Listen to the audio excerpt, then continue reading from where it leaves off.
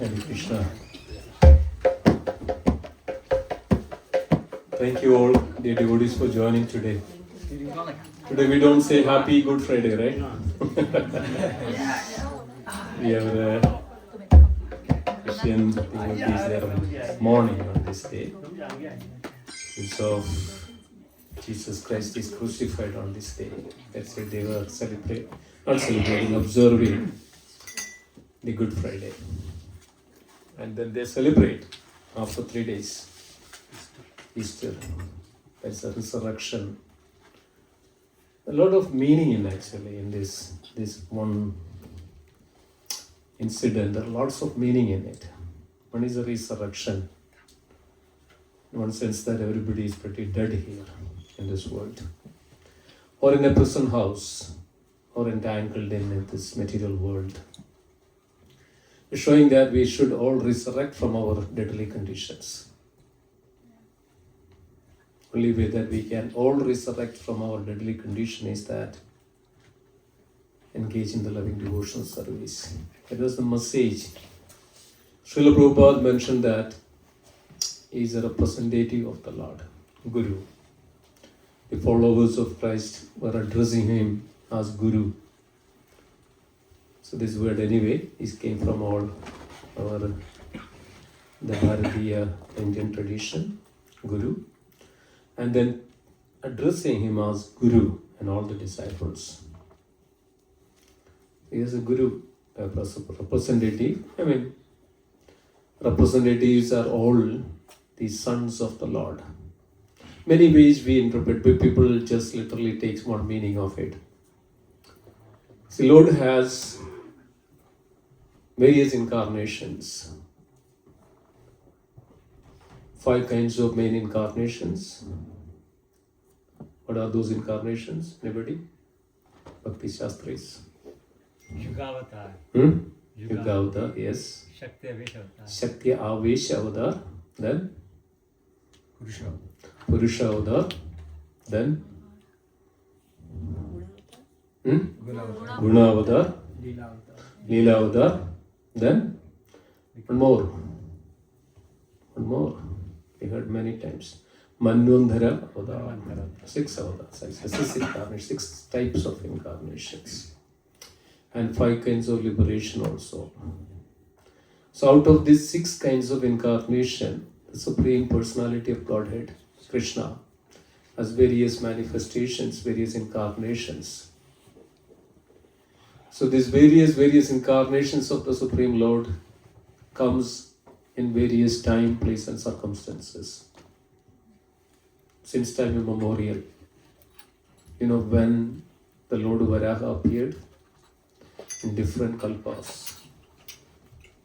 When Malsya Avataras appeared in various kalpas, not really just one kalpa, various kalpas. Can we even conclude that, okay, this world is started from this time onwards? No, we cannot even. It's a time immemorial. This cosmic. That's why we don't research much, when it was ever existing, first of all. Why it was ever existing? Because Lord was ever existing. Lord was always existing. We cannot even say that there is not even a second that Lord never exists. Always exists. This is the first thing and the foremost thing that we should always have this understanding. Then, in due course of time, in order to maintain this world, Lord appears in this world in various forms. Innumerable forms. In the Bhagavad explained that 2nd canto, 7th chapter of the 1st. We can count the sands on the shores of the ocean. We cannot count the innumerable incarnations, expansions, and various other forms of the Lord. We cannot count. We can count the sands in the shores of the ocean. So that much vast it is. It's not that we cannot just put it in one bucket. That, oh, Lord is like this. No, we cannot. This is the common logic. Or say, I am the only one, the Lord, everybody else is false. That's also nonsense. Everybody else is nothing. This various, this right? Abrahamic religion, or we could call it as, they have these concepts now. This is the only one religion, the true religion. No other religion is religion. This is all the problems because of we don't properly understand what is God, what is the Supreme Lord, what is the religion means. The literal meaning of religion is to love. Religio, it is what is that word? Is Latin, right? Latin. To The connect. word come from Latin, religio. That's the word religion means, come from religio means to connect, to love the Lord. That is the ultimate purpose of the religion. Irrespective of to love the Lord. That's our scriptures, that's the Bhagavatam or Acharya says to us. The entire meaning, entire purpose, entire goal of Srimad Bhagavatam to develop the love for the Supreme Lord. That's it. Prema Pumarto Mahan. Chaitanya Mahaprabhu came just to establish this one principle. Prema Pumarto Mahan, to establish, to develop the love for the Supreme Lord, nothing else. Everybody else is thinking on the other way around. How can I get something from the Lord? Here is on the other hand, how we can give something to the Lord. Yes, Lord does not need anything. But what we can do, what we can give to the Lord. That's why this wonderful process of devotional service or bhakti yoga is established. So this is the essence of all the religion. This is the essence of all religion, not to fight with each other. Somehow or other connect to the Supreme Lord. When Jesus was praying to that, my Lord, my Father, you know that when Jesus was crucified, what is the word Jesus used? Please forgive them, for they know not what Yes. they're doing. Right? Lord, they do not know what they are doing. Please forgive them. This is why that shows that praying to the Lord, please forgive them, they do not know what they are doing. So that's what it is. We have to all take that, these kinds of words, and should not that, of course, that we don't, we have wonderful, the days, and of course the departure of great personalities always, it is not a mourning day for us, especially like Acharya's disappearance day. What we do? We celebrate. Why? Why do we celebrate the disappearance day of a great personalities? Because they are entering into the eternal pastimes of the Lord. It's a victory. We are fighting with the Maya in this world all this time. Now always that we are fighting with Maya, and this is the moment, millions of lifetimes we went through this life after life is just for one thing. What is that? Just to get out of this world and enter into the eternal pastimes of the Lord. There is a moment of jubilation. When Haridas Thakur passed, then what Chaitanya Mahaprabhu did? Chaitanya Mahaprabhu took Haridas Thakur on his palms, on his hands, and danced in ecstasy. Who will do that? This is the real science of Krishna. This is the real science of spirituality. So everybody else think on the other way around. Think that, oh, my dear loved ones is just left the world. What can I leave? Here on the other hand, a person is engaged in the loving devotional service to the Supreme Lord. And we know that the departure of Haridas Thakur was final moments. On the previous night, Chaitanya Mahaprabhu came with brought lots of prasadam, Jagannath prasadam from the temple. All night, Chaitanya Mahaprabhu was with Haridas Thakur. And wonderfully, the kirtan was going on around. Everybody was also there in that present, along with the Chaitanya Mahaprabhu. Then Chaitanya Mahaprabhu came next day morning again. This is the time Chaitanya Mahaprabhu caught hold of the lotus feet of Haridas Thakur. Caught hold of lotus feet of Haridas Thakur and mentioned that even Haridas Thakur was chanting the holy name that moment also. Chaitanya Mahaprabhu mentioned, you have enough, chanted enough in your life, and why you are chanting again this, even 192 rounds, never stopped Haridas Thakur chanting the holy name, never stopped. 192 rounds, 3 lakhs names every day, and it was keep uttering, keep coming from the mouth of Haridas Thakur. Chaitanya Mahaprabhu then mentioned, why are you taking this? You already chanted enough. You can take some rest. You know what Chaitanya Haridas Thakur replied? Haridas Thakur mentioned, oh Lord, I wasted my life. I wasted my life. I couldn't even do much service to the Lord. I couldn't even chant enough to the Lord. And Chaitanya Haridas Thakur was weeping because of that feeling of couldn't do much. All these years was doing at very moment. This was the mood of that devotee, Haridas Thakur. Chaitanya Mahaprabhu caught hold of the lotus feet of Haridas Thakur. Haridas Thakur was staring at Chaitanya Mahaprabhu, just looking at him. That moment, Haridas Thakur just left the world. That's the moment. This is the way the devotee goes to, enter into the eternal. So that means Haridas Thakur entered in the eternal pastimes of Chaitanya Mahaprabhu. And Chaitanya Mahaprabhu then took the body of Haridas Thakur and danced in ecstasy. Because of it is victory, successful of the perfection of the life, one can enter into the eternal abode. So similarly, that Jesus is also a son, a representative of the Lord. So many times people have this enmity between that religion, this one, that one. These are all great personality comes into the time, place, circumstances in order to revive. In order to revive the fallen conditioned soul. Some way or other they come here to connect. So another way we can say is Shaktiya Avesha Avatar. Empowered by the Lord. The Shaktiya Avesha Avatar. Srila Prabhupada. Shaktiya Avesha Avatar. Lord empowering the Lord.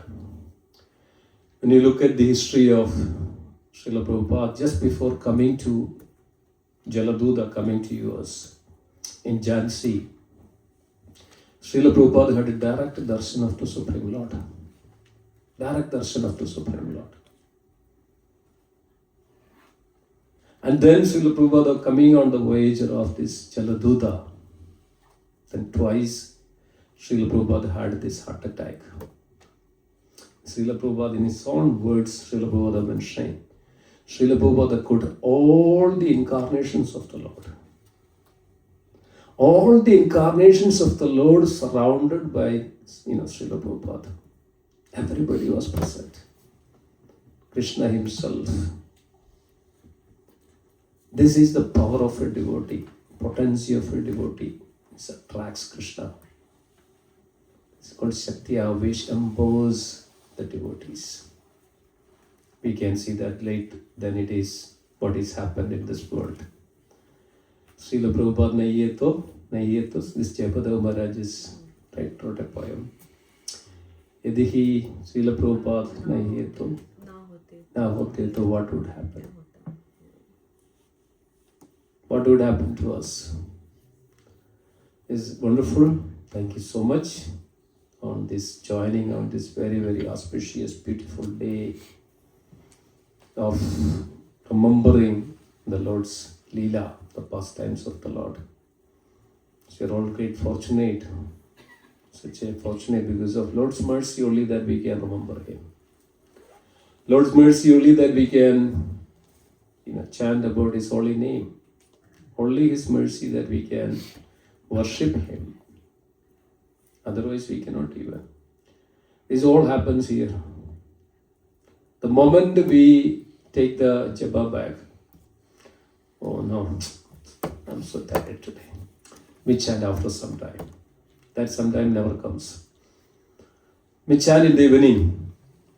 Oh, let me sleep a little more in the morning. What a beautiful day. Today is a vacation. Today is a holiday. Let me sleep a little more. Let me enjoy the beautiful day morning. Let me chant then after that. We make this plan, isn't it? Let me chant when I get up or after I did. That will never come.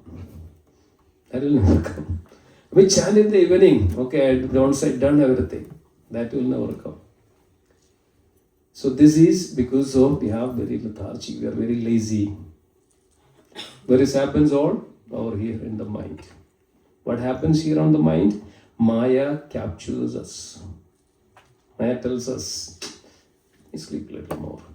What would happen if I don't, okay, if I chant late, what would happen? Let me sleep a little more. Let me do this little more. Let me watch this little more. Let me, this we keep postpone everything. This is Maya's play. That means Maya's energy is devouring us. When we keep Krishna aside. Krishna will come back. I'll come back. Krishna will come back. I'll come back. So because of that, what happens? We are completely under the spell of, under the energy of this material world. That makes us. So we don't have that sincere desire. We don't have sincere devotion. So what happens? So Krishna is seated in our heart. Krishna is Paramatma, is Andaryami. So today morning we were discussing this in very detail about how Krishna, Kapila says to Mother Devahuti, Krishna stand in the heart of a devotee, stand on the lotus hearts of a devotee. Everybody, all the children can come here. We are going to sing some bhajans and then also we are going to recite Bhagavad Gita. Everybody, those children, they sit here and what is the use of otherwise? This is the best time to learn, best time to listen. Let me tell you this one. If you listen and understand this science of Krishna, will never goes away from you. When we were children, when we were like first grade or second grade, we used to go to Sunday school. We have a temple nearby. We used to go to Sunday school. We learned Bhagavad Gita from chapter by chapter. I used to recite first 2 chapters by heart. No problem. When you are in the first grade, second grade. We are learning everything one by one, the Bhagavad Gita and everything. And it's helped a lot actually in our life. And when you grow, it really gives a lot of courage and strength. Nobody can come and cheat you. Nobody can come and befool you. Or nobody can come and argue, oh, this I am right, you are wrong. We have proper answer at the same time. I used to argue with everybody. Because when I hear something, it's not right, then I will say this is not right. So this is the thing, that this gives you so much of strength, so much of courage, so much of capability, everything that nobody can defeat you. In that one sense of when it's such a courage develops that. Such a knowledge. Knowledge is our strength, isn't it? Knowledge is our strength. You have the knowledge, then you are very strong. You have to always acquire the knowledge, especially for this Krishna, the Supreme Lord. It's very important. This is the right age that children can learn and read Bhagavad Gita. How many children you have Bhagavad Gita, your own copy? Jai, that's wonderful. Give me a big round of applause. Next question may be tough. How many of you read Bhagavad Gita? Raise your hands. Little bit. Okay, that's a good answer. For class. A little bit. Little bit. Okay, that's a good answer. Very little. No, don't lie. Today morning I told him to read. I was busy. What you were doing? I was learning something. Okay. No. You don't need to No, go. it's It's alright. Little also, Little that's also okay. fine. Good. You're doing good job. Even holding Bhagavad Gita is very powerful. Okay? Who else? Who else raised the hands? How many of you read? Reading Bhagavad Gita? Okay, let me tell you the secret. This is the success of your life. Take this very seriously. All of the children, not everybody, not only children. This will be success of your life. If you read and understand Bhagavad Gita, then you understood everything. If you read and understand Bhagavad Gita, you understood everything. How many of you read or read Bhagavad Gita completely? Those who are sitting here. Raise your hands. Okay, whatever is. How many of you read Bhagavad Gita completely at least one time? Completely, whoever is sitting here. Raise your hands. Just the slokas or even the purport? Everything. Understand Bhagavad, read Bhagavad Gita. Read. What is the use of just by hearting the Bhagavad Gita verses if you not understand the meaning of it?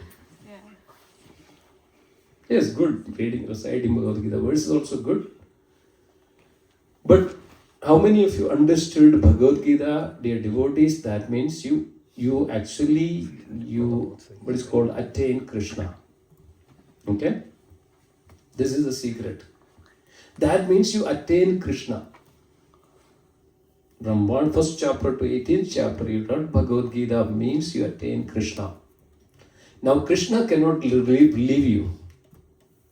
Why? Krishna said that in the Bhagavad Gita last chapter, 18th chapter and 65th verse. Krishna said that, I will take care of you. That means that once you read Bhagavad Gita completely, Krishna will never leave you. This is the success of your life. And remember that there are so many examples and incidents I can tell you just because of Bhagavad Gita, life is completely transformed. Completely transformed just because of Bhagavad Gita. Okay, now next question will be a little more serious. Okay, so you read Bhagavad Gita. How many of you live as per Bhagavad Gita? Raise your hands. No hands. We are trying. If you're in a situation and you remember like this is wrong as per what Lord says, then Somewhat, not like every day. somewhat, yes. Somewhat. We are living Bhagavad Gita, applying in our life Bhagavad Gita. So this is our success formula. Okay? Take it this and not down this. This is our success formula. None of the scriptures you didn't read or you don't read or you couldn't read. At least read Bhagavad Gita, dear devotees, every day. Many of those who are read, don't think that, okay, I read everything. And no. Bhagavad Gita gives such an understanding, such an immense knowledge, ocean of knowledge. Every time when you read Bhagavad Gita, how many of you experience that? Every time when you read a Bhagavad Gita, verses of Bhagavad Gita, it gives different perceptions of your life. Different meaning, different realization, different understanding. This is the secret, this is the mercy of Bhagavad Gita. Because of Bhagavad Gita is Krishna himself. Krishna is speaking. Different perceptions, different meaning, different understanding. And I was talking to a devotee last week, I forgot the name, who was it? He said, Prabhuji, I was reading, now almost 5 times I read Bhagavad Gita now. Every day I'm reading. And I forgot the name, who said to me in the temple. Utkarsh Prabhu. Yes.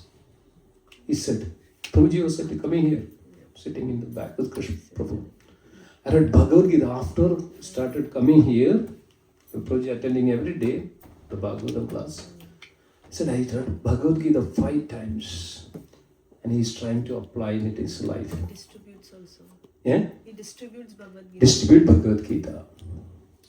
He said, I used to take the pills for anxiety. Once I started to read, started to attend, started to come for this, and I throw everything out. Completely okay. This is proof. This is completely a proof, dear devotees. How it helps you. And I can tell you so many, how it helped myself. Transformed me completely, just that Bhagavad Gita. As soon as I got Bhagavad Gita, Srila Prabhupada, I used to read Bhagavad Gita, but the different versions. You don't understand what is exactly what Krishna said. It's completely kind of convoluted. When I read Bhagavad Gita, I have that copy of Bhagavad Gita, that which I bought, 1997. And I read, I couldn't stop myself. Every day, morning, evening, when I go to work, I was not actually working, but as I'm working, I was just reading Bhagavad Gita. Reading Bhagavad Gita. 3 times. I couldn't stop myself. 3 times continuously I read in 3 months. 3 months, 3 times I read completely, continuously. I read 3 times the Bhagavad Gita. A devotee it's a complete transformation of your consciousness, your behavior, your attitude, your mentality, your approach, everything changes. A different world it gives you. A different world it gives you. Always content and happy, and at the time, you cannot even imagine that, what a person you would, what a beautiful person you would be. This is the importance of the devotees reading Bhagavad Gita. Prabhuji, I think so the more earlier it's better. Yes, The more earlier. especially yes, when you get this one, you get a very clear understanding of, because of our mind is not so contaminated. By the time when we go old, we are so much adamant with the certain things. Rigid and adamant. No, I don't want. Some people, we go to some people and say that, Prabhuji, can you read Bhagavad Gita? No, Bhagavad Gita is in my blood. Khun mein hai mera. Bhagavad Gita, it's in my blood. It is in my blood. But they just hear it, that's it. No.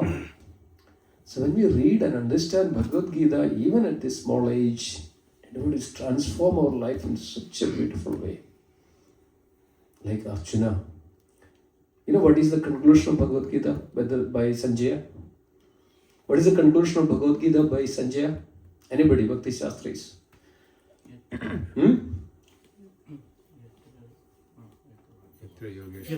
Yatra Yogeshwara, everybody, Yatra Yogeshwara Krishna, Yatra Partho Dhanurdhara, Tatra Sri Vijayar Bhudir, Dhruva Nidir Madhur Mama.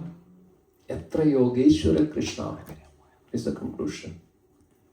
Sanjaya says to Dhritarashtra, O Dhritarashtra, Yatra Yogeshwara Krishna, wherever there is Krishna, the Yogeshwara Krishna, and Tatra Partho Dhananjaya, Dhanurdhara, wherever there is Arjuna, what is the success? What is the success formula? This is the success formula. Tatra Sri Vijayar Bhudir. Tatra Sri Vijayar Bhudir. There is victory. Anybody? Then opulences and Tatra Sri Vijayar Bhudir Dhruvo Nidir Madhur Mama. There is victory and opulences, and it will be there with everyone, those who have this. So the devotees never ever have this Bhagavad Gita, your own copy. How many of you have your own copy? Your own copy of Bhagavad Gita. Everybody has it. Everybody has your own copy. Okay. So this is every day, please. Whenever you take some time, your devotees, you take it as a, strong vow and a promise. It changes your consciousness from lethargic, from this laziness. It gives you such an understanding and such a transformation just by reading Bhagavad Gita. This is very simple, and this is the ABCD of the devotional process. This is the fundamental understanding that we should have. Bhagavad Gita gives that the fundamental understanding of everything. So everybody should take this. Don't miss a day reading Bhagavad Gita and a verse of Bhagavad Gita, especially children. You know what the benefit? First of all, they would become the best leader. Their vocabulary, their leadership qualities, how to present themselves without any kinds of, shyness. They'll be so powerful, so strong if they read Bhagavad Gita every day. At least a page. So there is an app, one of the devotee developed an app. Read a page, be a sage. Be a sage by reading a page. It's like that. Be a sage by a page. Read a page of Bhagavad Gita and be a sage. Gaurendra Prabhu also says that. Same? Yeah. And break the cage. Yes, and break the cage. Yeah. Read a page, be a sage, and break the cage. Yeah, that's good. Break our shell. We are in a shell. It gives different perceptions of our life. This is the success formula.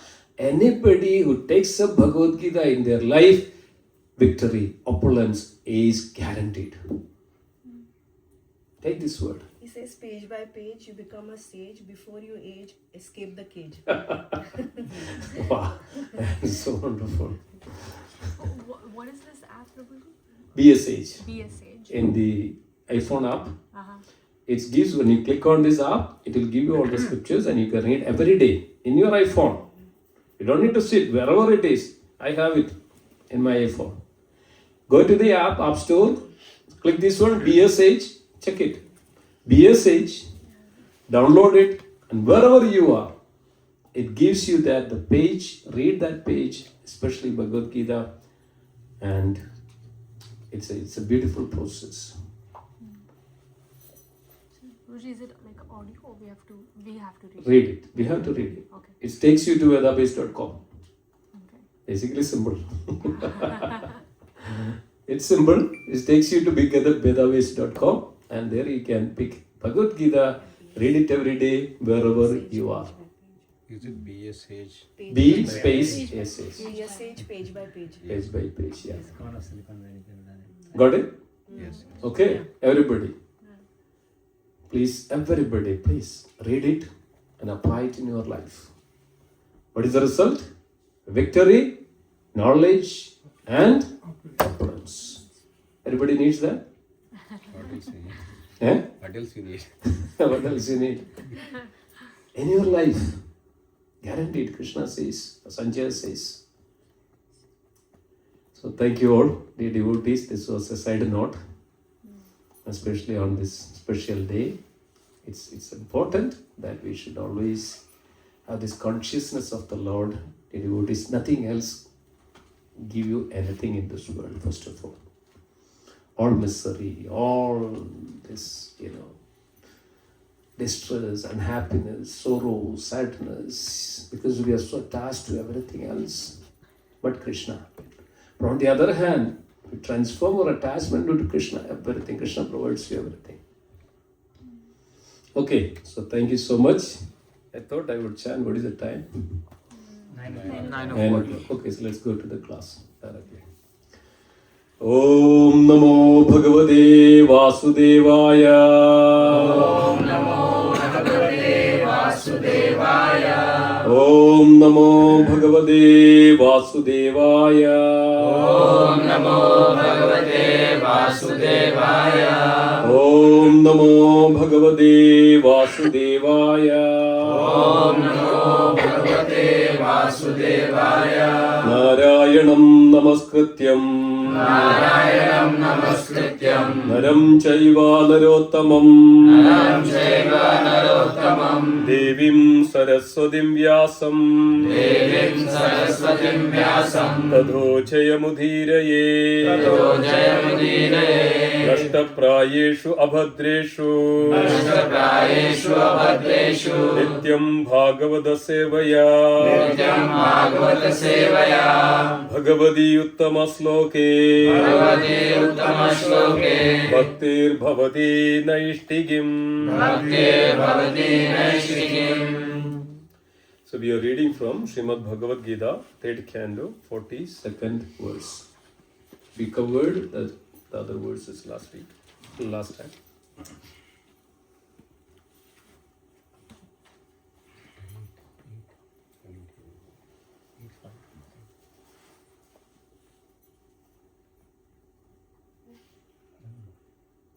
Everybody has it? Sorry, which chapter is it? 3rd canto. Sorry, 3rd chapter. I always in the Bhagavad Bhagavad Gita? 3rd chapter 24. and 42nd verse. 3rd chapter, 42nd verse. Got it?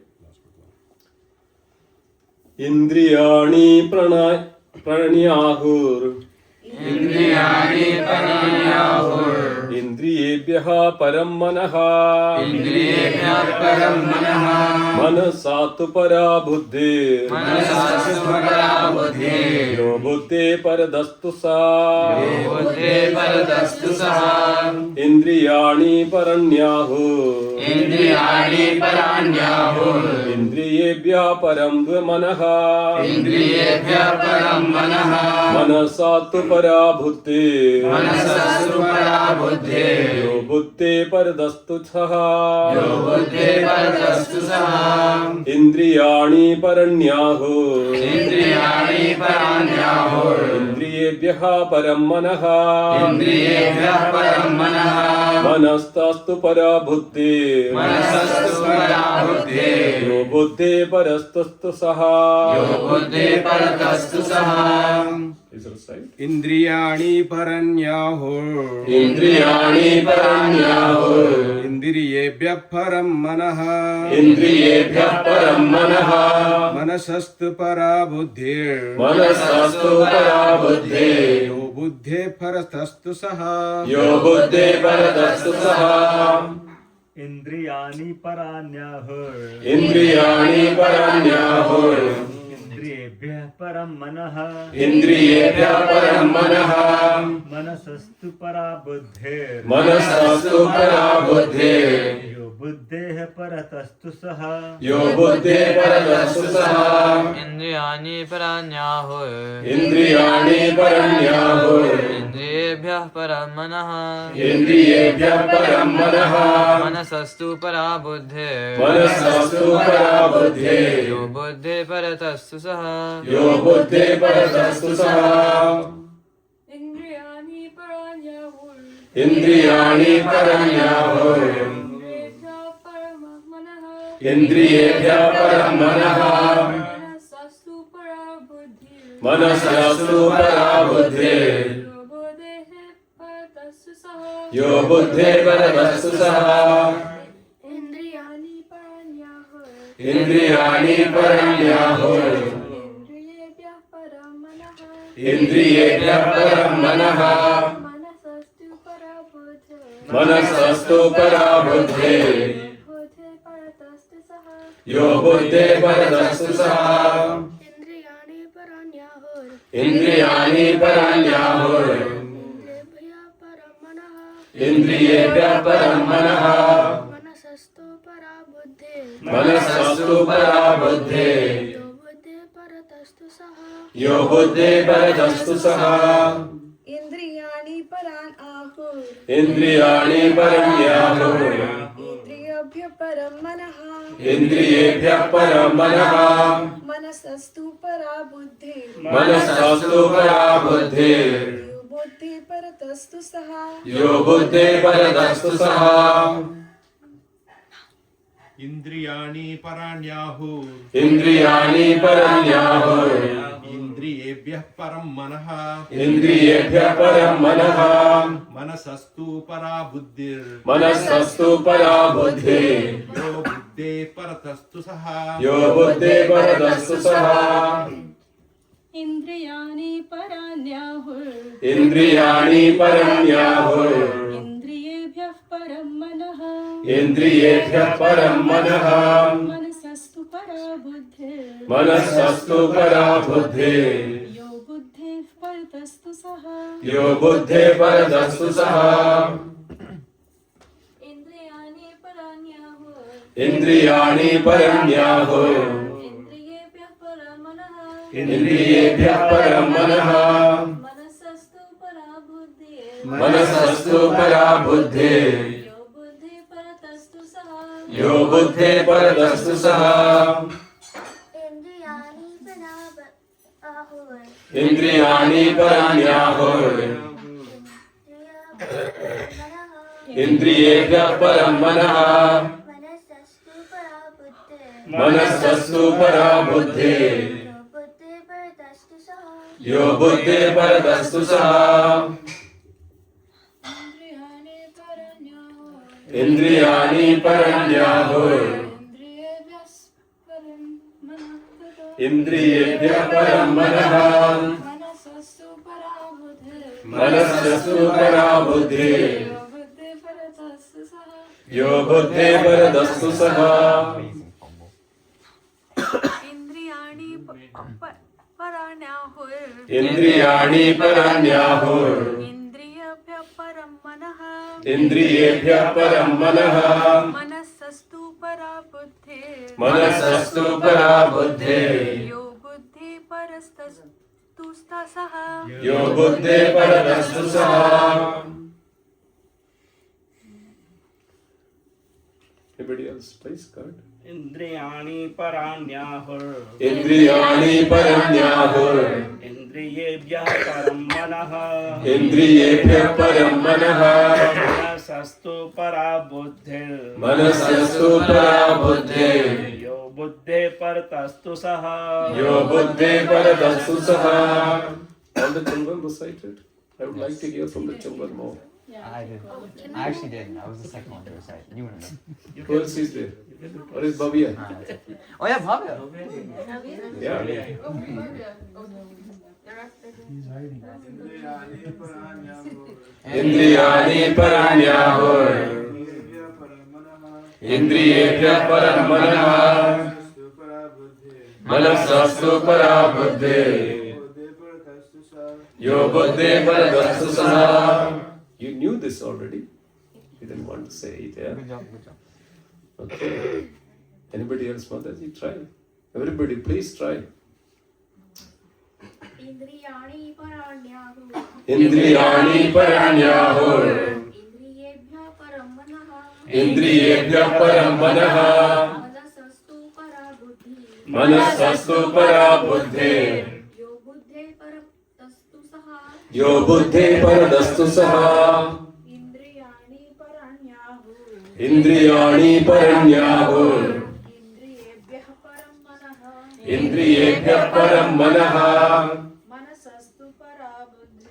Manasastu para buddhe. Yo buddhe paratastu saha. Yo buddhe paradastu saha. Indriyani paranyahur. Indriyani paranyahur. Indriyebhe param manaha. Indriyebhya param manaha. Manasastu para buddhi. Manasastu para buddhe. Yo buddhe partastu Yo buddhe paradastu saha. saha. इंद्रियाणि परं आहुर Indriyani paranyahur. इंद्रियेभ्यः परं मनः Indriyebhya param manaha. मनस्तु परा बुद्धिर् Manasastu para buddhe. यो बुद्धे परातु सः Yo buddhe paradastu saha. इंद्रियाणि पराण्याहुर Indriyani paranyahur. इंद्रियेभ्यः परं मनः Indriyebhya param manaha. मनसस्तु परा बुद्धे Manasastu para buddhe.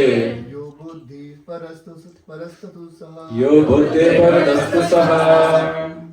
इंद्रियाणि परन्याहुर Indriyani paranyahur. इंद्रियेभ्यः परं मनः Indriyebhya param manaha. मनसस्तु परा बुद्धिर् Manasastu para buddhe. बुद्धेः परस्तस्तु सः Ye buddhe parastastu saha. You know why we are repeating this? By the time you would buy heart these verses. Yeah, No. that's what happened to me right now. Yeah.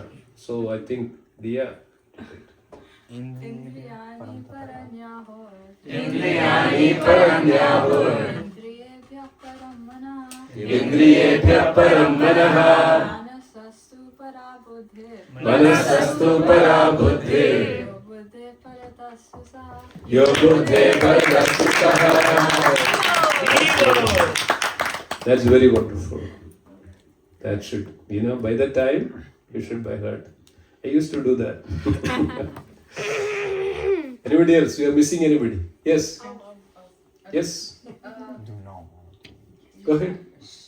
Indriyani paranyahur. Indriyani paranyahur. Indriyebhyah param manaha. Indriyebhya param manaha. Manasastu para buddhi. Manasastu para buddhe. Yo buddhe paratastu saha. Yo buddhe paradastu saha. Indriyani paranyahur. Indriyani paranyahur. Indriyebhyo param manaha. Indriyebhya param manaha. Manasastu para buddhi. Manasastu para buddhe. Yo buddhi paratastu saha. Yo buddhe paradastu saha. Everybody, for everybody, give a big round of applause.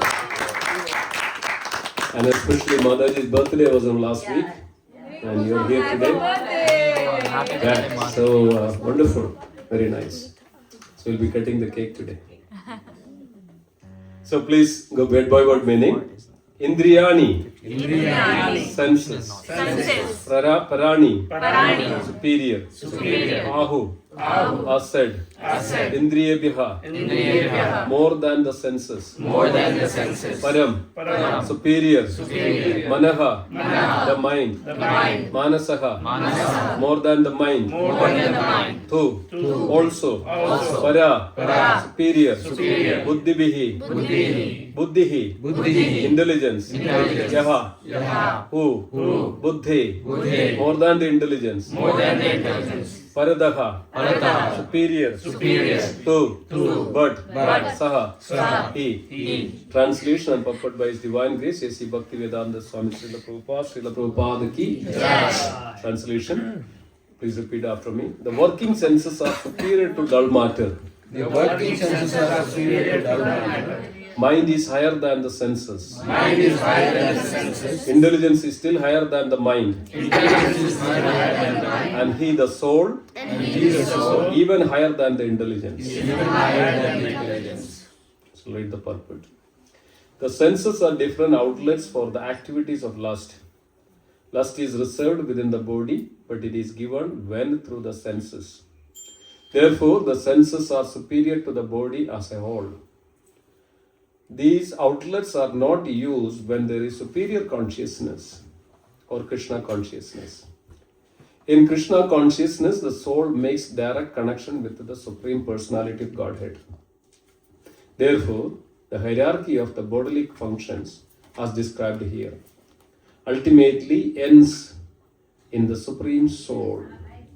Bodily action means the functions of the senses, and stopping the senses means stopping all bodily actions. But since the mind is active, then even though the body may be silent and at rest, the mind will act as it does during dreaming. But above the mind is the determination of the intelligence, and the above the intelligence is the soul proper. If, therefore, the soul is directly engaged with the Supreme, naturally all other subordinates, namely the intelligence, mind and senses, will be automatically engaged. In the Kada Upanishad, there is a similar passage in which it is said that the object of sense gratification are superior to the senses, and the mind is superior to the sense objects. And if therefore the mind is directly engaged in the service of the Lord constantly, then there is no chance that senses will become engaged in other ways. This mental attitude has already been explained. Param drishtva nuvartade. If the mind is engaged in the transcendental service of the Lord, there is no chance of its being engaged in the lower propensities. In the Kada Upanishad, the soul has been described as a Mahan, the great. Therefore, the soul is above all. It's wonderful, isn't it? Mahan, the soul. Namely, the sense objects, the senses, the mind, and the intelligence. Therefore, directly understanding the constitutional position of the soul is the solution of the whole problem. See, Bhagavad Gita is giving the solution for all the problems. With intelligence, one has to seek out the constitutional position of the soul and then engage the mind always in Krishna consciousness. That serves the whole problem. A neophyte spiritualist is generally advised to keep aloof from the objects of senses. But aside from that, one has to strengthen the mind by use of intelligence. By intelligence, one engages one's mind in Krishna consciousness by complete surrender unto the Supreme Personality of Godhead. Then automatically the mind becomes stronger, and even though the senses are very strong, like serpents, they will be no more effective than serpents with a broken fan. But even though the soul is the master of intelligence and mind, and the senses also, still, unless it's strengthened by the association with Krishna and Krishna consciousness, there is very chance of falling down due to agitated mind. Om Ajnanatimidandasya Jnananjana Salagaya Chakshurunmilidam Yena Tasmai Shri Gurave Namaha. Namo Vishnupadaya Krishna Prestaya Bhagavate Srimade Lokanath Swami Dinamine. Namo Vishnupadaya Krishna Prestaya Bhagavate Srimade Bhakti Vedanta Swami Dinamine. Namaste Saraswata Devi Gauravani Pracharane Durvishesha Shunyavadi Paschatya Deshatarane. Hari Om Tat Sat. Hare Krishna. So in the previous verses, Arjuna asked this question: Why is one so much impelled to the sinful activity in this world? We are all part of it, isn't it? Knowingly or unknowingly, everybody is somewhere or other, directly or indirectly, engaged in sinful activities in this world. So this was the question of Arjuna to the Supreme Lord. What is the answer to that? What is Lord's answer to Arjuna? It is lust only, Arjuna. Kama yesha krodha yeshu rajoguna samudbhavaha. By the lust, what does that means? Incessant desires to enjoy this material world. That's the definition of a lust. Incessant desire to enjoy this material world. Even we get a small, moment. We call it as vacation, or we call it as enjoyment. We may call it as cruise. We may call it as mountaineering. We may call it as skiing. We call it as party, or we call it as dances. Anything is called lust. Because when there is an incessant desire to enjoy this material world, the mind, senses, body, everything functions together, and we forget our identity or our constitutional position. So when we forget our identity or constitutional position, that's where that we fall down again into this material world. That's called, what is the root cause of our suffering? So Rupa Goswami says, what is the root cause of suffering in this material world? What Rupa Goswami says? Many times we have mentioned that. Many times. Ignorance. Ignorance is the root cause of our suffering. And where does ignorance come from? Ignorance comes from our forgetfulness, our identity, forgetting our constitutional position. That's where the ignorance comes from. Because of the ignorance, the forgetfulness is ignorance. It's both vice versa. Because of that, what happens? We try to enjoy this world incessantly. Then what happens? We engage in the sinful activities. Lust only, Arjuna. So, and then Krishna says that because we wanted to engage in this material enjoyment or sensual activities, all our intelligence, all our mind, all our body, all our senses, everything function in that way. And Krishna is giving that, how it functions. A person leads to do this sinful activity, lustful activity. What Krishna says that? In this verse, Krishna says that the working senses are superior to dull matter. So there is a 5 layers of it. That's a very important understanding we should have. What is the constitutional position of ours? What is this body? What is this senses? What is this mind? What is this intelligence? And what is soul? And what is that supreme soul? So we consist of these 5 main subject or 5 main aspects. The first, what is that? The body, the physical body. What is this physical body consist of? 5 elements. What is the physical body consist of? 5 elements. Earth, water, fire, air, ether. That's our body. So then what happens? Above Param, above the body, what happens? What directs our body? Senses. Senses give this instruction. Oh, look at that. Senses engage. Senses are more powerful than our body. Isn't it? You experience it? Senses are more powerful. I'll say that I will not eat rasagola today, but as soon as you see it, you jump on it. Tongue or senses. How can I miss it? So we'll find some way to eat it, isn't it? Oh, little bit is okay, fine. Or anything like that in this world. That's the same way. Anything in this world, then we find the reason to have. So what happens? Because our senses are so strong than our body. Then what happens after? What directs our senses? Mind. Mind is powerful, isn't it? Very powerful. What is the reason Arjuna gave to Krishna? What Arjuna said to Krishna that regarding the mind? He can control the wind, but he cannot Yes. Arjuna said to Krishna that Krishna said you should focus on me. Then only you can relieve from all this. Arjuna said, Prabalam Dridam. This mind is so prabalam, so dridam. It's very powerful. Mind is so powerful, oh Krishna, that I can control the wind because of I have the Gandiva. I can control the wind, but I cannot control the mind. That powerful it is. It's very true. The culprit is our mind. Is it free? Is it any time is free? Is it peaceful? Anybody's mind is peaceful at any moment. It's not. Something or other it is hankering for. Something or other, every time it's hankering for something to get it. What is that? How I can enjoy this world. That's our the mind, main duty, main business. How the water flows on a slope. Wherever there is the slope or lower side of it, the water naturally flows there. Similarly, wherever there is an enjoyment, mind naturally goes there to grab us. That's the nature of the mind. So the mind controls the senses actually. Mind gives the direction to the senses. So mind is so powerful than the body and the senses. That's why we have this very powerful called mantra. What is the meaning of mantra? What is the meaning of mantra? It's a 2-word. Manatra. Mantra. Mantra.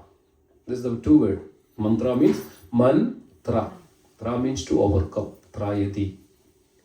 Man means mind, consciousness. Mantra.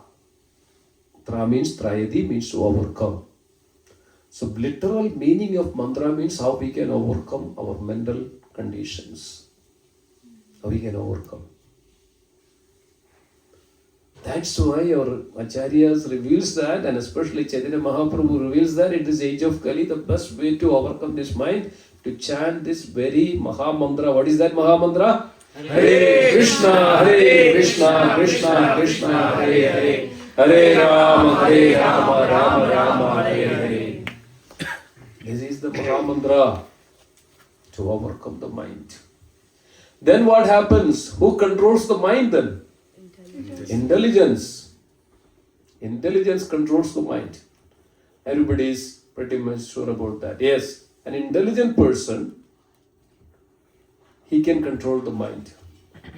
We know that the beautiful picture of in the Bhagavad Gita, Krishna is riding the chariot. And what represents this chariot and Krishna and then horses? The horses represent what? Senses. What is the rein? The mind. What is the chariot? Represents? Body. What is Arjuna represents? The soul. And what is Krishna represents? The super soul. And with the mind, with the rein, that Arjuna, the soul, controls everything. So this way, intelligence, the purpose of, what is the purpose of intelligence? What is the definition of intelligence? What is the purpose of intelligence? Discriminate what is good and bad. Right? What is the function of intelligence? As soon as we get something, an intelligent person comes to know that it is good or bad. Knowledge and intelligence works together. That's it. Knowledge is our power, strength. So we know that eating rasgulla too much is not good. Intelligence says that it's not good. Don't eat. So with intelligence we can control. That is why Krishna says that I give intelligence. Tesham satada yuktanam bhajadam priti purvagam dadami buddhi yogam dam yenamam upayanti de. I give the intelligence so that they can come to me. So with intelligence, so Krishna gives us intelligence which we utilize properly. So we cannot say that, oh, I did not know that. The devotee is Krishna also seated in the heart, and he gives the intelligence in even an illiterate person. Even he does not read, he has not gone to school, or he didn't go to school, or didn't go anywhere, didn't study anything, but naturally he also has this intelligence, isn't it? This is naturally, that is called smriti. Then naturally we get it, this smriti. I'll give you an example. An egg, a snake's egg, a cobra's eggs is just hatched. The cobra's egg. It just a minute ago or a second ago, the mother cobra didn't teach anything to that cobra, little baby cobra. What would happen if somebody goes near to that baby cobra? It raised the hood and tried to attack you. Where did it get from? Where did it get that somebody comes near to you, that it's good, you should? So because of naturally it is there in their consciousness. This is called smriti. We heard these two words, smriti and smriti. What is smriti? It's come from the Supreme Lord Himself, that natural consciousness, smriti. The natural consciousness of each and every living entity has it. So like some children, they take birth, right, in this world. The smriti is different than the other one, because they get this consciousness from their previous life. So this cobra got this from the body. That sometimes we call it as DNA, we call it as many, many things. But smriti, but that's called intelligence. Naturally, that intelligence is there that everybody can act upon. So then what happens? We are sharpening our intelligence. Right? We are sharpening our intelligence. How do we, the best way to sharpen our intelligence in ISKCON? What is the best way to sharpen our intelligence? Okay? Anybody else? The Bhagavad Gita. Bhagavad Gita? Here, okay? Then? Association. Anything else? Any other answer? Prasadam. What Srila Prabhupada wrote in that one? It's purify your brain tissue. Because of why? It's prasadam. It's offered to the Lord. That's why everybody is empower and purify our intelligence, is purify our brain tissues, even just have the prasadam. That's the power, that's that much power it is. Then think about listening and hearing and engaging the service. What is actually happening? It's sharpening, purifying our intelligence. So it has to be there. When we are intelligent, that's why Krishna says that I give the intelligence. I give the intelligence so that they can come to me. By Krishna giving this, so that we have to attain Krishna. So, with intelligence, that we have to control our all bad behaviors, bad attitude, bad association, anything that which badly affects us, or engage, this worldly things, this sense enjoyment, this material, everything is badly affects us. It's all negative energy. One way it is called negative energy. Doesn't give you much in your life. It distracts you, drag you in this misery, disappointment, unhappiness, distress. It drags you to that. I don't think so anybody is in this world is so happy with worldly things. First of all, you cannot buy the happiness. Okay, let me go and I have this $1,000. Let me go to that shop. What is that word? Macy's. Okay. Let me go there and let me get some happiness. Or we go to the shop. He does not know. Oh, there is a nice shop. Let me go and ask. I have $500. I have $1,000. Can I buy some happiness? Oh yeah, you'll immediately come to know that what a person is. Okay, yeah, here it is. He'll give you something. Okay, this will give you happiness. Will be happy? No. Unless and until you control your mind and pacify or feed your mind with the proper what exactly our soul, our mind needed, because of what is our intrinsic nature, what is our internal nature, what is our intrinsic nature? Ananda. Satchitananda. Ananda is our default intrinsic nature. Unless and until we purify our consciousness and we come to that, the level of the soul, the constitutional position, we will not be happy. And if we invoke, if we awaken our consciousness to Krishna, not be happy. Unless and until we connect ourselves to Krishna, we'll be never happy in this world. Never happy in this world. We know that the story of Radhanath Maharaj. He was a very young person, and age 17 years old. Just graduated from the school. And so my friend wanted to see and understand this consciousness, this God consciousness, and find out what is the truth, what is the reality. They decided, both of them decided, okay, let's go. Actually, they got a flight ticket and they went to, I think, UK, London, Europe, some Germany or somewhere.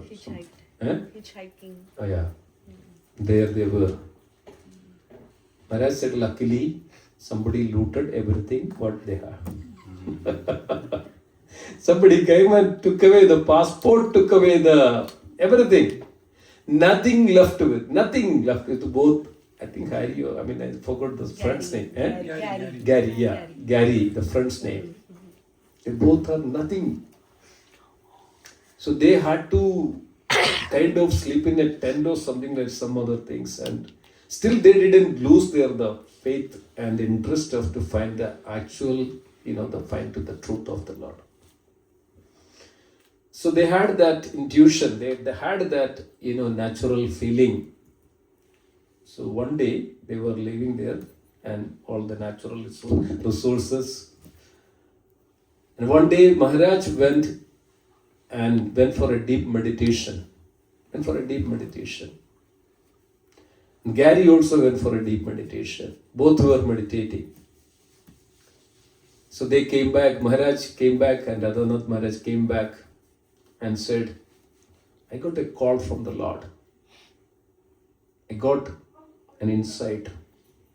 I got a connection that's as if that Lord was speaking to me. Go to India. Then Gary was also saying that. I also heard that. What did he hear? Go to Israel. I heard go to Israel. Maharaj said, go to India. So they had little discussions what to do now. Then they kind of decided, okay, we'll separate. I'll go to Israel, I'll go to India.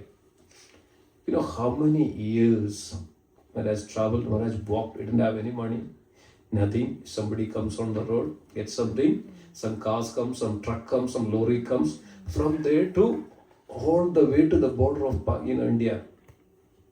No visa to come to India. No visa. Maharaj was waiting on the security border on the check. Came to the security man, told that I am so and so, just sent away, just go away from here. You are not allowed to come to India. So Maharaj was saying and praying, see that the purpose of that, I wanted to meet, I wanted to go, I wanted to find out. So then Maharaj somehow came to know that when there is a shift change, then there is not so much of, this, the strict, yeah. So that's the time Maharaj was waiting outside on the border and waited there. And then there was a shift and again and told, somehow or other, okay, go in. Go in. Right? So they allowed Maharaj to come in. Maharaj was going to every places, mosque, Buddhist shrines, Jain places, even the sadhus, even the Naga Babas, even the Himalayans, even the everywhere. Couldn't find any solution or convinced that, this is the actual truth. Maharaj was looking for what is the actual truth in this, the God consciousness, spiritual consciousness. Went to all over the places. Years were passing like this. Finally, Maharaj came to the Ganges, the shores of the Ganges. From there came to know that and came to Vrindavan. Maharaj was kind of resting under a tree. Just, of course, there is no, just every night, just wherever the tree happened, just lie down there. And under a tree and below. And then somehow heard this voice, this Hare Krishna Mahamantra voice. Some group of devotees were chanting. Group of devotees were chanting this holy name. And Maharaj was, what is this? And everybody, like especially the Western devotees, Western devotees, they had this beautiful dhoti, kurta and tilak and shaved head and something special. Maharaj looked at it, something very special. Went to them and talked to them. They explained that, we have a Guru, Srila Prabhupada is coming to Vrindavan and then you can meet Srila Prabhupada. Then Srila Prabhupada came and Maharaj came and sat at the last row. Last row. This is after many years of research. Sat in the back. Srila Prabhupada immediately pointed out that there is an young man, please call him. And then Srila Prabhupada called Maharaj, and Srila Prabhupada allowed Maharaj to sat on the stage, sitting there. And Srila Prabhupada says, don't leave. I would like to meet you. And after the section that Srila Prabhupada met with Maharaj, Maharaj was writing that that's the moment I have this connection. I see a Guru, that something is transforming within me. So devotees, we search happiness, we search everything in this world. Never be happy unless we connect ourselves to Krishna and Guru. So this is the fact. So intelligence is higher than the mind.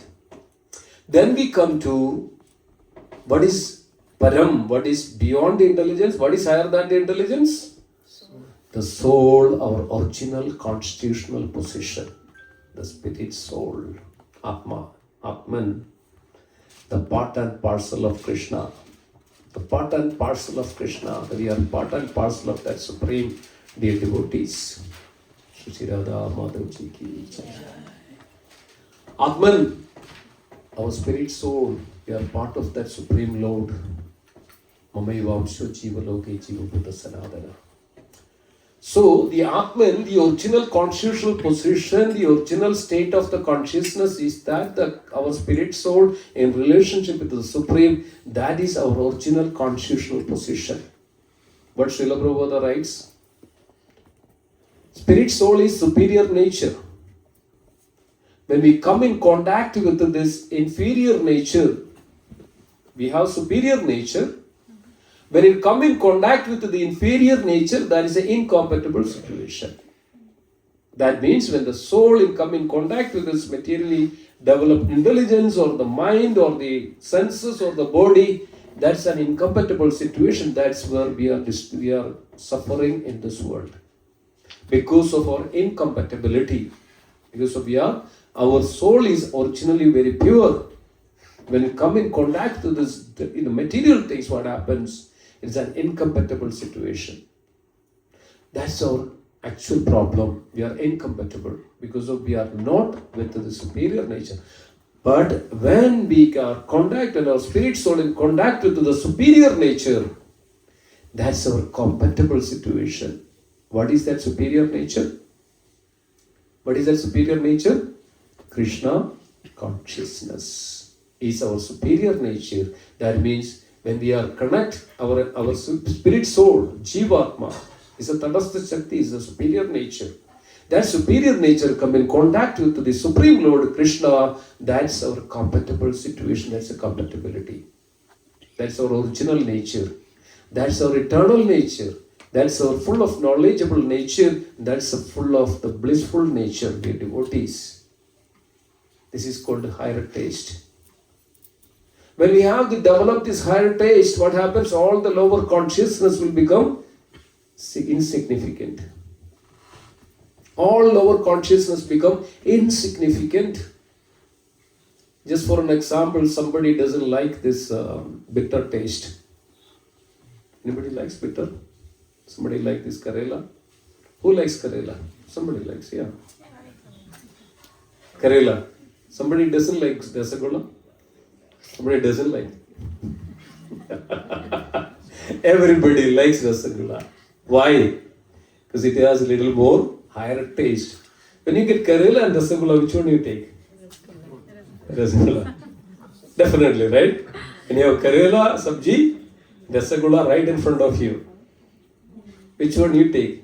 So definitely I'll take that one because of it gives you immediate what is called rasa, right? Mellow, higher taste. So when you have higher taste, what happens? Naturally you reject the lower taste. Similarly, when our consciousness, our soul level, the spirit soul, come in contact with that Supreme Lord, it will develop such a higher taste. And all our lower taste will become naturally insignificant and subdued. This is a natural process, dear devotees. This is called Krishna consciousness. So when you chant the holy name, Sravanam, Kirtanam, Vishnu Smaranam, Pada Sevanam, Archanam, Vandanam, Dasyam, Sakyam, Atma Nivedanam, Sadhu Sangha, Bhajana Kriya, Anartha Nurti, all these are actually, when we come into this higher taste, then we are in our original constitutional position. That is called our liberation. That's our liberated state. Not under the spell of, not under the energy of this lower material energy. We are in the spiritual energy. Krishna says, Mahatmanamstu Mambhartam Devim Prakriti Masadaha. They are under my divine energy. They are under my divine nature. Devim Prakriti called divine nature. So we have to overcome. First of all, that's a root problem of ours, because we are so much attached to this material, this lust and enjoyment. But when we transform ourselves from this lower taste to the higher taste, that's our original, natural, constitutional position or Krishna consciousness. There we develop, there we have eternity, knowledge, full of knowledge, potencies and bliss and ananda. This is called liberated state, or under the divine nature. So this is the way only that we can become happy in this world. The moment we connect ourselves to Krishna, that's our moment that we can develop incessant happiness in this world. Ananda, which is called Ananda, which is called condensed bliss, Ananda. Otherwise we say in this world called pleasure, happiness, sense enjoyment. But Krishna says that matras pasyastu kaundeya shidoshna sukha dukkada agama paino anitya stamsi daksha subharada. It is not nitya, it is just temporarily. How the winter and summer comes, is happiness and distress is something like winter and summer, and which comes and go. But it arises from the sense perception, all this temporary happiness which arises from our sense perceptions, all these ears, all this nose, all these eyes, all this tongue, all this bodily mouth and everything, all this arises from the sense perceptions. Temporary flickering happiness. Chapala sukam. Chapala means flickering. Chapala sut, happiness. Chapala sut, pleasure. Little flickering happiness. It all arises from our sense perception. One should know how to tolerate this. Should not engage too much into this one, and it will definitely actually we can say that it will kill you. And that's what we can see in this world. People, there are now the prisons there is no space in the prison actually. People are, kind of thinking how can they increase. In this world, more prisons are coming, more hospitals are coming, more problems, the mental problems, the people have more depression, more problems. It's so much of problems that everywhere by. The only reason is because we do not know what is our original constitutional position. Jivera Suruba Hoy, Krishnera Nityadas. Repeat me. Jivera Suruba Hoy, Krishnera Nityadas. That's our original constitutional position. be a servant of the Lord. Connect ourselves to the Lord. There is no other way. There is no other way. There is no other way. Thank you so much. Indira Srimad Bhagavad Gita ki jai. Srila Prabhupada ki jai. Guru Premanandi. Thank you so much. Any comments, any reflection, any question anybody has? So this is a powerful statement, powerful words. How we can be happy in this world? What is your answer? I'm asking you. You don't have a question, so I'm asking you a question. By chanting. Okay, but what is the fundamental understanding that one should have? Where it's all come from? Krishna. We have to connect ourselves to Krishna. But connecting ourselves to Krishna is known as Bhakti Yoga, in loving devotional service. When we engage in loving devotions, that is the only solution to devotees to be happy, to be situated in our original position. That's with Krishna. That's our liberated state called. One who is situated like that, naturally he is liberated. Does not need to endure for anything else. Okay, thank you so much. Indira Sri Bhagavad Gita ki jai. Srila Prabhupada ki jai. Guru Premanandi. So we have a birthday celebration. So let us also